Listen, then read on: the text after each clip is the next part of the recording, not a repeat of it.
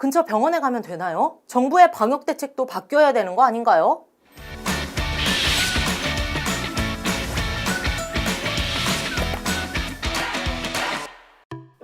안녕하세요. MC 아리입니다. 코로나 바이러스 감염증 19에 대한 국민 여러분의 오해와 궁금증을 싹 풀어드리는 복지부가 직접 알려드립니다. 이번 편에서는 국민행동수칙에 대해 2020년 2월 24일 기준으로 복지부가 직접 설명해 드리려고 합니다. 함께 보시죠. 코로나19 지역사회 전파가 시작됐는데 정말 너무 걱정입니다. 국민들은 뭘 어떻게 해야 되나요? 더 이상의 지역사회 감염 확산을 막기 위해 방역당국은 감염 확산을 통제해 나가고 있으며 국민 여러분께서는 지나치게 불안해하지 마시고 방역당국을 믿고 지시에 잘 협조해 주시기 바랍니다. 코로나19의 전파 속도가 빠르다는 특성을 고려할 때 정부의 방역 노력과 함께 국민 여러분의 협력이 정말 중요한데요. 코로나19 감염 예방을 위해 국민 여러분께서는 물과 비누로 30초 이상 꼼꼼히 자주 손 씻기를 생활화해 주시고 씻지 않은 손으로 눈과 코, 입을 만지지 말아주세요. 기침을 할 때는 옷 소매로 입과 코를 꼭 가려주시고 발열이나 기침 등의 호흡기 증상이 있는 사람과의 접촉은 피해주시기 바랍니다.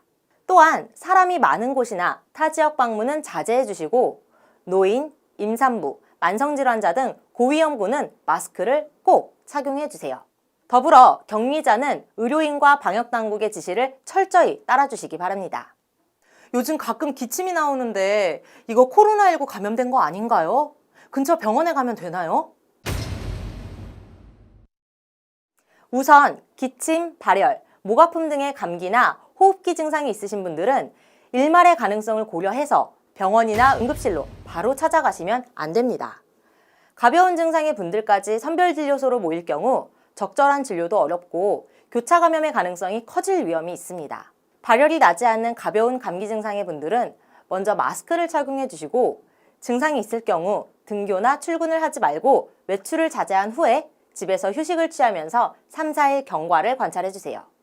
38도 이상 고열이 지속되거나 증상이 심해지면 관할 보건소 또는 1339, 지역번호 120으로 문의하시거나 선별진료소를 우선 방문해서 진료를 받아주세요. 의료기관 방문 시에는 마스크를 꼭 착용하시고 자가 차량으로 이동하시기를 권고드리며 진료 전 의료진에게 해외여행력과 호흡기 질환자 접촉 여부를 알려주세요. 이때 국민 여러분께서 의료인과 방역당국의 권고를 철저히 따라주시길 부탁드립니다. 지역사회 전파 사례가 계속해서 나타나고 있는데 정부의 방역 대책도 바뀌어야 되는 거 아닌가요? 최근 지역사회에서 다수의 확진 환자가 발생함에 따라 정부는 코로나19 지역 전파 방지를 위해 신속히 환자를 발견, 격리하고 적극적으로 치료를 진행하는 것이 중요하다고 판단하고 있습니다. 이에 따라 정부는 보다 강화된 방역 대책을 실시합니다.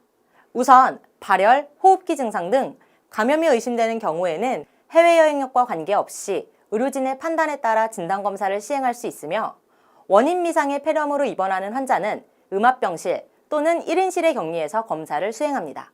검사 수요 확대에 대응해 진단검사 기관을 더 늘리고 현재 하루 5,000건 이상 가능한 진단검사를 3월 말까지 13,000건 이상으로 확대할 예정입니다. 감염증 의심 환자가 우선 진료를 받을 수 있는 선별진료소가 멀리 있어서 검사가 어려운 분들을 위해 3월 초부터 이동진료소를 운영하며 거동이 불편한 분들을 위해 이동검체 채취를 실시할 예정입니다. 제가 열이 나거나 기침을 하는 건 아니고 다른 데가 좀 아파서 병원을 가야 되는데 겁이 나서 못 가겠어요. 요즘 같은 때 병원이 더 위험한 거 아닌가요? 정부는 병원 내에서의 감염을 막고 국민들께서 안심하고 진료를 받을 수 있도록 국민안심병원을 운영할 계획입니다. 국민안심병원은 병원 방문부터 입원까지 진료 전 과정에서 호흡기 환자와 비호흡기 환자를 완전히 분리 차단해서 진료하는 병원인데요. 국민안심병원은 방문객 통제, 철저한 의료진 방호 등 높은 수준의 병원 감염 예방과 관리 활동을 실시합니다.